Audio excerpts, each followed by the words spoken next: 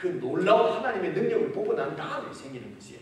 하나님의 약속을 붙잡게 되면은 하나님의 약속은 무엇입니까? 이 가나안 땅을 네 자손에게 주시겠다는 것이거든요. 이 하나님의 큰 약속을 보면은 조그만한 이런 생활, 이 삶의 문제에서 일어나는 이런 좀 관대해질 수가 있습니다. 관대하자 한다고 관대해야 되는 것이 아니에요. 근데 예수를 잘 믿는 사람들 대체들 보세요. 좀 손이 좀 크잖아요. 좀 관대한 거 못 느낍니까? 저도 정말 한 푼 못 썼거든요. 나는 너무 가난한 집에서 자라서 그를 갖고 생각했습니다. 근데 아니에요. 이게 인생했지요. 그리고 예수님 믿고 지내면서 내 와이프가 나를 통제하지 않으면 이게 지금 그렇게 낭비하는 얘기는 아닙니다. 막 흡입하는 얘기는 아니에요. 이게 관대해진다는 것입니다. 예수님 잘 믿는 사람 옆에 가면은 흐르는 것도 많아요. 그때 보면 많아요.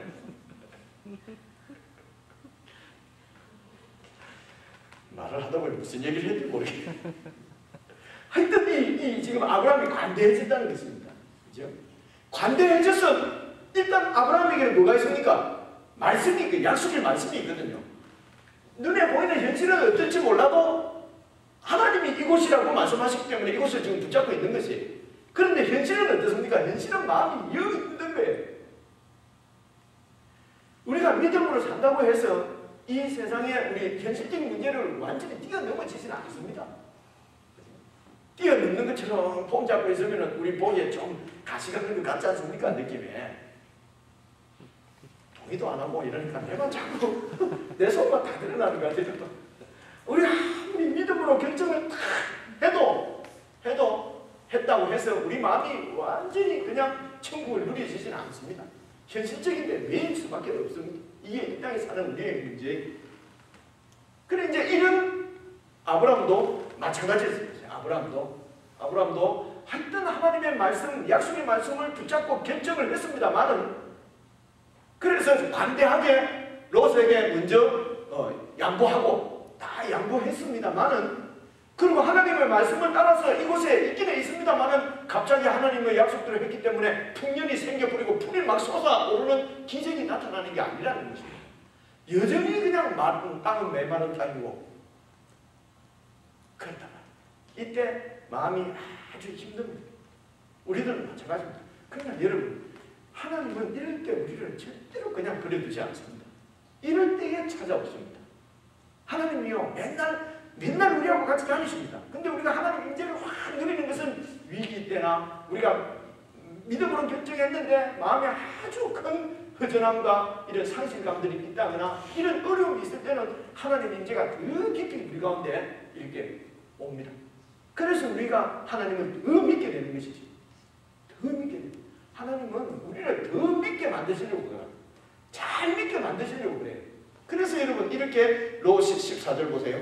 롯이 아브라함을 떠난 후에 롯이 아브라함을 떠나버렸잖아요. 그러니까 얼마나 허전합니까? 롯이 아브라함을 떠난 후에 여호와께서 아브라함에게 이르시되 말씀이 또 내리는 거예요. 너는 눈을 들어서 있는 곳에 동서남북을 바라봐라. 보이는 땅을 내가 너와 네 자손에게 주이니 영원히 주리라. 이거는 이미 약속하신 것이에요. 약속하신 말씀을 다시 또 말씀하시는 것이에요. 이곳을 너와 네 자손에게 준다. 이 땅이 바로 네 것이다. 네 땅이다. 이 의미에서는 아브라함과 그 자손이 주인입니다. 제사장이 말씀하신 대로 주인이에요. 우리에게 있는 거 다 내가 주인입니다. 그러나 믿음으로 사는 사람들은 이 모든 것이 진짜 주인이 하나님인 것을 압니다. 진짜 주인이 하나님인 것을 알아요. 근데 하나님이 없는 가나안 땅의 사람들은 모든 것이 주인이 자기라고 생각하는 것이에요. 하나님을 다 몰아내버린 것입니다. 이것이 문제인 것입니다. 그래서 아브라함을 통해서 다시 하나님이 우리 가운데 돌아오시려고 한다고 하는 것을 꼭 기억을 하셔야 합니다. 하나님은 지금 저와 여러분들을 통해서 인간들이 몰아낸 당신이 하나님이 우리를 통해서 우리 속에 오시려고 하는 것입니다. 그렇지 않으면은 우리가 하나님이 우리를 복을 줘야 될 무슨 이유나 이런 게 아무것도 없는 것입니다. 우리를 구원하신 이유도 없어요. 아브라함을 택하고 우리를 구원하신 이유는 우리를 통해서 하나님이 함께 우리와 함께 하시려고 하신다는 것을 여러분 꼭 명심을 하십시오. 그래서 믿음이 우선이고 신앙이 우선이라고 하는 것입니다. 물질적인 축복 이것이 첫째가 아니라는 것이에요. 이런 걸 통해서 우리를 하나님의 사람으로 만들려고 한다고 하는 것을 이 하나님의 계획이 너무 심플하지 않습니까? 어렵지도 않습니다. 이것을 자꾸 우리가 놓치기 때문에 문제가 생기는 거예요. 이것을 꼭 붙잡으십시오. 그래서 위기의 순간도 만나고 위기를 확 풀어주시는 하나님의 능력도 만나고 그래서 믿음으로 결정을 딱 하니까 또 상황이 뭐 더 좋아지는 건 없고 이렇게 힘들 때 하나님이 또 나타나셔서 약속을 다시 해주시고 약속을 다시 상기시켜 주시고 이렇게 해서 하나님의 사람으로 우리를 점점 만들어 가시는 것입니다. 결국 어떤 사람으로 만들어 갑니까? 결국 22장에 가면은 네 아들 바쳐 할 때도 아브라함이 그냥 바치는 정도까지 끌고 하나님이 만들어 가시는 데는 아주 오랜 시간이 걸립니다. 지금 14장인데요. 22장에 가야 그 아브라함이 만들어지는 거예요. 오늘 제가 예수 믿은 지 한 30년 됐는데요. 한 30년 되면 될 줄 알았는데 아직도 잘 안 되는 것 같아요. 이게. 야, 이게 왜 그럴까? 여러분 지금 어린 분들은 지금 예수 믿은 분들은 목사님들처럼 지금 우리 집사님들이나 이런 우리 연세가 많은 분들처럼 오래돼도 좀 믿음이 나이 안 큰 사람들 아니 여러분들은 한 10년 지나면 정말 믿음의 사람이 되라고 그렇게 여러분들에게 축복하고 싶습니다. 여러분 지금 어릴 때부터 예수님 믿기 시작했는데 여러분 목사님 나이 좀 됐는데도 아직도 믿음이 별로 없어. 와이프 따라가고 교회 가고 말이야 남편 따라가서 교회 가고 이렇게 되면 되겠습니까? 그죠? 그 소망은 무엇입니까? 우리의 소망은 여러분들이 지금 20살입니까? 30살 되면은 그 하나님께 완전히 헌신되어져서 아들 내놔 해도 내놓을 수 있는 그런 믿음이 되기를 축복하고 싶다는 것입니다. 아멘. 나이가 좀 되니까 좋은 것도 있네요. 이제 뭐 우리는 뭐 이래 60 된다고 믿음이 더 좋아지겠습니까? 70 된다고 더 좋아질 것 같지가 않아? 아니지. 이게 정말 이게 하나님의 손에 다루심을 받는 거라는 것입니다. 하나님 손에 다루심. 그러니까 위기가 오고 또 위기가 올 때에 이걸 이상한 일 당하는 것처럼 이상하게 생각하지 말라 말입니다. 하나님이 내 믿음을 키우시려고 하는 것이구나. 그렇죠? 그래서 위기가 왔을 때는 하나님을 붙잡으시란 말입니다. 그러면 하나님이 반드시 풀어주실 것입니다. 능력을 체험하게 될 것이에요. 그러면은 좋다고 믿음으로 막 결정하면은 일이 팍팍 풀릴 거라고 기대했는데 하나님의 은혜로 풀리면은 할렐루야고 풀리지 않으면 어떻게 해? 풀리지 않으면은 또 하나님께 기도하면 하나님의 임재를 또 누리게 된다는 것입니다. 하나님의 목적은 나를 하나님을 잘 믿는 오직 하나님 한 분만으로 만족하는 하나님 한 분만으로 그냥 살아가는 하나님의 사람으로 만드는 것이 하나님의 목적이다. 이런 것을 오늘 14장 끝까지 다 하려고 그랬는데 여러분 알아들으실 수 있도록 강조한다고 다 못했어요. 마치려고 합니다. 하나님의 목적, 하나님의 그 우리를 향하신 뜻이 뭐냐?